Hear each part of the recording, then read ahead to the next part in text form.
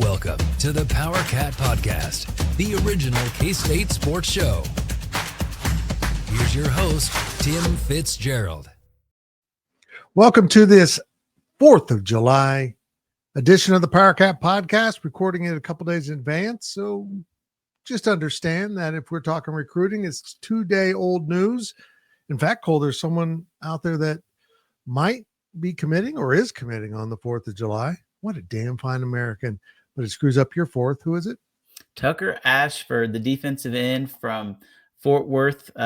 He'll be announcing his commitment today as you watch this. Don't know specifics on time, so maybe he's already announced his commitment, but I do know it's going to be on the 4th of July. His finalists, K-State, Illinois, and Houston. We've been tracking that commitment over at GoPowercat. Feel pretty good about that one for K-State. So unless things change in the next, 48 hours from the day Fitz and I are recording this, which, as we know, it can happen. We'll see what happens. Well, we got a lot of views on the last recruiting podcast we did. That's right. A lot of Notre Dame fans. I thought we were incredibly balanced and fair on that, and they still thought it was homerish. It's amazing how sensitive fans can be. They seek out this podcast, which spoke fairly. I even mentioned, how do you turn down Notre Dame at one point? Fans are weird. It's just incredible, but appreciate you watching. I think we're going to start a BYU Notre Dame podcast. Just each week we'll rotate saying nice things about one school and bad things about the other. Then we'll flip the script. The next, we'll have like 30,000 views. We can't say anything bad about BYU. You literally can't. Nothing. You can't say anything bad about BYU. Well, I made them mad this week with a joke. Oh, well. Yeah. They're really upset. You'll get over it and offer you ice cream eventually. Yeah. Apparently they claim there's no workarounds. But yeah, that's a whole different topic. It's a whole different topic. I'm always for the workaround. We're going to talk a little recruiting today, Cole. Kind of a weird year, isn't it? It is. It's been strange, but it's kind of starting to wind down. I went back and I looked at some classes that K-State's had, and as it sits right now, K-State has 16 commits. They actually only signed 16 kids. Yep. I believe it was 16 or 17 kids, not in this past 25 class, but in the 24 class. And if you remember, that was a class that had Gus Hawkins and Caden Massey. So it was really offensive line heavy, 2 really good in-state offensive linemen.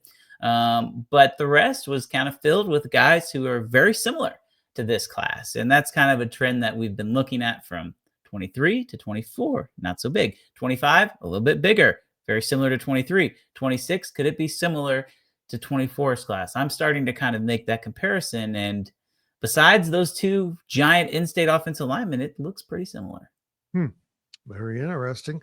Let's get going. We got 3 questions from Wabash Station. The VIPs over there, excuse me, get to ask the questions. This one's a free one. We had a VIP one the other day, yesterday. It was so exciting. Behind the paywall. You'll never know what we said if you're not a subscriber. Ha! First question comes in from, oh my gosh, Cal Clausen 4. Cal Clausen, I kind of like that name. Josh Pate, 24/7's Josh Pate, mentioned on his show that recruiting feels more real and exciting this year compared to the past few years. Do you guys feel the same way? No, and I think this is why he feels that way, is NIL has been so disruptive to recruiting in the SEC. I mean, schools are getting players they wouldn't have gotten before, And you start to take that off the table, which it did come off the table July 1. Does it return to, I'm going to go to Georgia, Alabama, or LSU? Maybe. But no, I don't think recruiting will ever be the same than it was. I mean, just a simple fact that for most of my lifetime, the signing period opened in February, and signing day was a big deal. It was almost like a national holiday of college football. And now it's all just happens earlier in the year, and signing day just comes and goes. So I don't think recruiting will ever be the same. It feels still a little whacked out, but K-State was never relying on NIL buys as much as other schools might be. I mean, certainly Avery Johnson came into that, but I don't think there's that great a change when you take that off the table for Kansas State. I definitely think it's exciting. Now, if we're talking about a national perspective versus a K-State perspective, those could be two different answers. I'm going to tackle this from a K-State perspective. I don't necessarily agree that it feels more real, Fitz, and I'll tell you why. All you got to do is look at the top in-state recruits. Typically, they've gone to Kansas State. Where are they going now? They're going to Kansas. And so that is where it doesn't feel the same. It doesn't feel quote unquote normal compared to years past. I understand where Josh Pate's coming from, and I think this is a great question. But with how this class is kind of evolving, it's not the same as it has been in the past. But I will say this. I don't think that's a bad thing, because if you can supplement your roster, as we've talked about for a long time, an 87 composite in Texas versus an 87 composite in Kansas are two different levels of players. Now, you could make an argument that the Kansas player could have more upside, but as we've seen, there are plenty of Kansas players who maybe they're not as good as we thought they could have been. But on the flip side, there are always some of those guys from out of state who make their way down to Kansas State, and they completely outperform their ranking because for whatever reason, some of those in-state schools decided not to take a chance on them. Now, I will say this. A lot of the Texas kids K-State's getting, K-State is actually beating out Texas schools to get. Are they losing kids to Texas schools? Absolutely. But are they winning some of those recruiting battles too? Yes. So this is a great question. But no, I don't think that this feels any different, because I do still think that there's definitely some NIL and, other things involved with not just this cycle, but recruiting in general. Well, I'm curious. The Big 12 remains the kind of regional conference for Texas athletes. Now that Texas is in the SEC, I'm sure that's a huge attraction for the very elite players to go there and play in the SEC. But I also think if you want to have your parents see a lot of football, you probably stay in the Big 12, don't you? I mean, I almost think there's a slight, it's not an advantage, but a slight plus to Big 12 recruiting that they can say that, and other schools can't. That look, if you play here, you're going to play most of your games within viewing distance. Some won't. I mean, your parents can go to all these games. I think that's got to be a factor at some point. And Fitz, I'm going to take that a step further. I'm not even going to say Texas. I'm going to say Oklahoma, because get ready for this. Okay, get ready for this. The Oklahoma Sooners do not have a single commitment from a player from the state of Oklahoma in their current class. There's not a single player from the state of Oklahoma who's committed to Brent Venables' squad right now. How about that? Wow. And Oklahoma State is cleaning up in the state of Oklahoma. Mike Gundy's done a terrific job. But Oklahoma does not have a single commitment, at least at the time of this recording, in the state of Oklahoma in this class.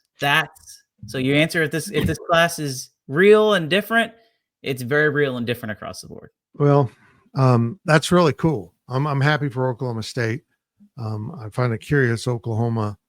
I wonder if all the high school coaches know that Venables is probably done after this season, unless he pulls a rabbit out of his hat. I mean, one of my buddies who has a podcast, he's you guys, thinks they're going to win the SEC. I think he's on crack, but if that happens, Jason's right. He'll save his job, but Mike Gundy's not exactly on great footing. Speaking of which, my next Life of Fitz on Monday is with Oklahoma State AD Chad Weiberg, who was at Kansas State for 11 years and got to know him and his wife pretty well. So we get into some Oklahoma State stuff, and of course, we'll talk a little conference. So that might be of interest to all of us. But I just think K-State's doing a good job in the surrounding states this year. Of course, KU really did a great job in the state by, allocating resources for that. But, K-State was never that enamored with this class. There was two guys that they really liked, and then the offensive lineman, and it's just flowed the wrong way for them on the top players. Next up, this was from everyone's favorite dangler, the hairy type.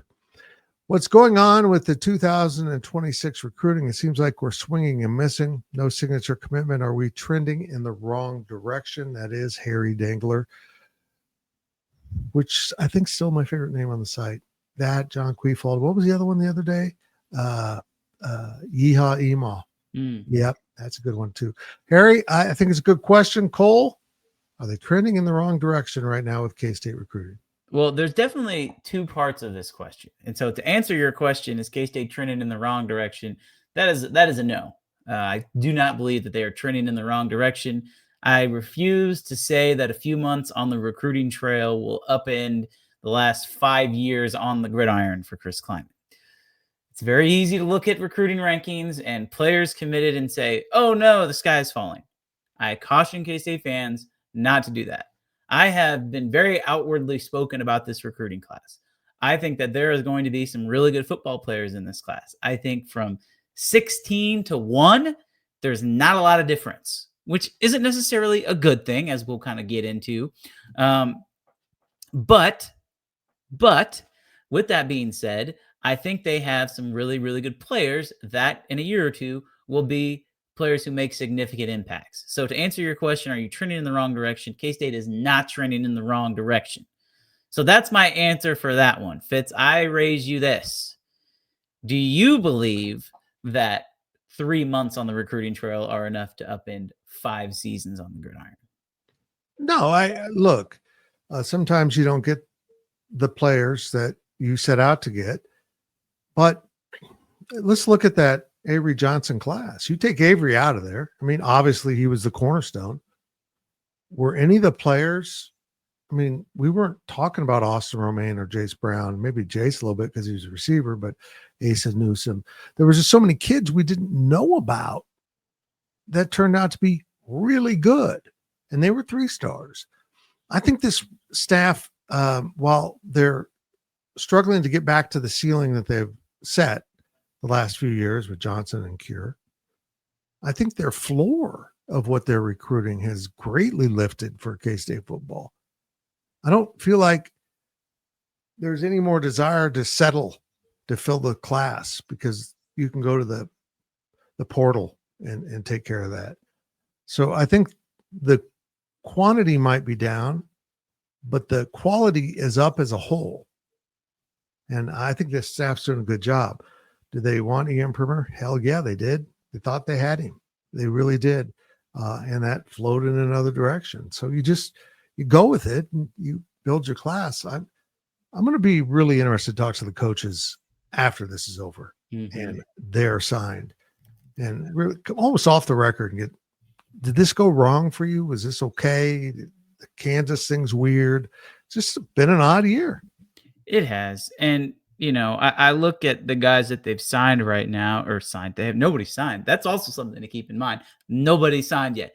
I look at the guys that have committed though, and basically all of these guys have had competition from other, if not big schools that produce football players. Like Keegan Collins right now is ranked as the number 1 player in this class, which, if things go well on the 4th of July, as you're watching, this won't be the case. Tucker Ashford's currently ranked higher than him. But if that's the case, I mean, beat out Texas Tech for a West Texas kid. Justin Morales, you had to beat out Baylor for a Texas kid. DJ Ackerson, you had to beat out Oklahoma and Oklahoma State for a guy from Oklahoma City. And that's just 3 of the 4. And then your second highest rated recruit right now is Lawson McGraw, who's the K-State legacy. Yep. So it's hard to look at those top 4 guys, and you can even go down the list with Hannibal Navis and say this is a guy whose dad played in the Big 12. Colorado offered him. His dad played at Colorado, and he chose to go to Kansas State. So, there are certain guys in this class. It's very easy to look at the guys towards the bottom and say, this guy his best offer was from Rice, and he picked K-State. Well, okay, if you're going to do that, go look at the top, and you want to really compare. Look who K-State's beaten. Have they lost some recruitments? Yes, they lost Ian Primer to Notre Dame. There's a lot of schools that lose players to Notre Dame. Donovan Webb, they lost Donovan Webb. He was a Final Four of Michigan, Notre Dame, Texas Tech, and Kansas State, and he chose Texas Tech, another West Texas kid. They're beating out schools, and they're also losing to some schools. But it's not like they're losing to the Iowa States as they have in the past. Have they lost some players to Kansas? Sure. But I do believe that these guys that they've signed, if you want to just directly look at it compared to Kansas, are very comparable to the in-state players. I'm not going to say anything crazy, but I will say that K-State is not losing at the rate maybe the perception is. They are winning a lot of battles. They're not going to get every kid they want, but they sure are beating a lot of quality programs for quality kids. Agreed. Final question from Mountain Dew Cat 74: is K-State being out recruited in 26 or outbid? I don't really think NIL's been a huge impact here. I mean, maybe it did with Primer. We don't know. But I just haven't had the sense that a lot of NIL is being thrown around right now in these areas. I don't know. What are your thoughts? I don't think they're necessarily being outbid. Like, you have to value relationships and monetary value, right? And so I do believe that there are some schools who are offering prospects more, but just because a school offers a prospect more doesn't mean that they're still not going to commit to Kansas State, right? Like, a prospect might be worth more at a certain institution, but if they have a better opportunity to see the field at Kansas State, if they have a better opportunity to win at Kansas State, they're going to pick K-State. You could say the same. If a player is getting offered more at K-State, but they feel like they want to go to another place, then they might go to that other place. I don't think K-State is being outbid. So I also don't believe that they're necessarily being out-recruited. Like, sometimes you just have to know where you are as a program right now. K-State is not going to be able to consistently land 4-star guys who are from out of state on a consistent basis. Can it happen? Yes, it will. I believe that there will probably be 2, maybe 3 guys who end up at that 4th star by the time this recruiting cycle is over, who are from out of state. But they're not going to be able to go out and get 5, 6, 7, 8 4-star out of state guys. Credit to Kansas. Kansas was able to do that in this cycle with the in-state talent here in the state of Kansas. K-State's done that before when they have guys who are from the state of Kansas. But they're not going to be able to consistently go out and do that with out-of-state recruits right now. Now, they make the college football playoff a few times. If they go on a few runs in the college football playoff in the next 2 years, sure, I think they can start doing that. But the success on the field directly correlates to the success on the recruiting trail. That's good stuff. I just sat back and went along for the ride there. Do you like my red for the 4th of July? I do. I thought about putting it on, but then I thought I'll put it on and then lose it for the 4th and my tie-dye, and it'll be a disaster. I'll be like a commie. Hey, before we let you go here, Tucker Ashford, in case he does commit to Kansas State, what kind of player is he? Relentless edge defender. We've talked a lot about the 4-man front, and this is a guy who is perfect for that. Doesn't play the greatest competition. He goes to a private school in Fort Worth Christian, but he's got a great motor, and he's one of those guys, Fitz, you're going to really like, because he's one of those guys. He's kind of mean. He's kind of nasty. You watch his tape, and he's not afraid to really hit you. And so that's the kind of player that Tucker Ashford is. Definitely would be an outstanding get for Kansas State. They've been recruiting him since January, even before. So definitely want to keep an eye on. Before we do go, Fitz, I will say something we haven't mentioned yet that's probably worth mentioning. Chase Campbell, another West Texas product, 4-star receiver, has Kansas State in his top 3, along with Baylor and, you guessed it, Texas Tech. Texas Tech has been red hot on the recruiting trail. I would say K-State probably is sitting 3rd right now, but that doesn't mean that, as we know, they'll be 3rd by the time that he's ready to commit. So Tucker Ashford, Chase Campbell, 2 of the most hot off the press updates. But once again, by the time you're watching this, who knows what's going to happen? Exactly. And who knows what Texas Tech will be this season? Right. I mean, a lot of these commitments might get into the season and realize, Tech's not as good as I thought. I think they'll be good, but what if it doesn't work? And they're right back, getting passed over by teams that they honestly probably should be beaten out. Mm-hmm. Is that it? That's it. I hope you're having a great 4th of July. Make sure you keep those dogs locked up. I'm a dog lover. I hate the 4th of July. Poor Daphne's going to be sedated. Heck, I'm going to be sedated, but in an entirely different way. Have a great holiday, everyone. This has been a GoPowercat.com and Spirit Street production. Please support this show by subscribing to this YouTube channel or follow us on your favorite podcast platform.